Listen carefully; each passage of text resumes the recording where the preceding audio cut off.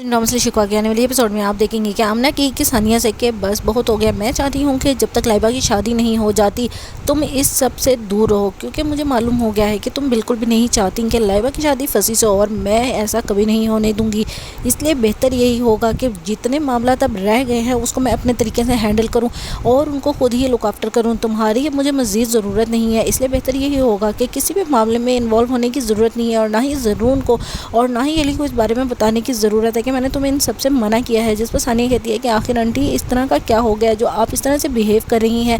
कल तक तो आप चाहती थी कि मैं ऑफिस से लीव ले लूं और कुछ दिन आप लोगों के साथ स्पेंड करूं ताकि लाइबा की शादी अच्छे से गुजर जाए, लेकिन अचानक से इतना बड़ा बदलाव कैसे, मुझे ये समझ आ रही है। अगर आप खुल के मुझे बताएंगी तो शायद मेरी परेशानी दूर हो जाए और मैं आपको एक्सप्लेन कर सकूँ कि असल रीज़न क्या है। लेकिन इस तरह से चलता रहा तो मैं बहुत ही ज़्यादा डिप्रेस रहूँगी, जो कि अच्छी बात नहीं है। जिस पर आपने कहती है कि बस मुझे इस चीज़ से कोई लेना देना नहीं, तुम्हें लाइबा के शादी के मामले से दूर रहना है जब तक कि उसकी शादी ना हो जाए फसी के साथ। दूसरे दिन में आप देखेंगे कि सहीफ़ा कहेगी किरण से कि मुझे ये बात तो मालूम हो गई है कि सानिया की ज़िंदगी में जो लड़का शामिल था उसका अब भी इसकी ज़िंदगी में कोई ना कोई अमल दखल तो ज़रूर है, लेकिन तुम्हें सिर्फ मेरा इतना अहम काम करना है कि मुझे उस लड़के तक पहुंचाना है, क्योंकि मैं जानना चाहती हूं कि आखिर वो लड़का है क्या चीज़ जो कि बहुत ही ज़्यादा डिस्टर्ब कर रहा है सानिया को। और मुझे लगता है कि वो अब भी सानिया को उसी तरह से परेशान कर रहा है और ब्लैकमेल कर रहा है जिस तरह से उसने पहले किया था। और सानिया हॉस्पिटल पहुँच गई थी, इसलिए बेहतर यही होगा कि जो काम तुमसे नहीं हो पा रहा मैं उस लड़के से करवाऊँ और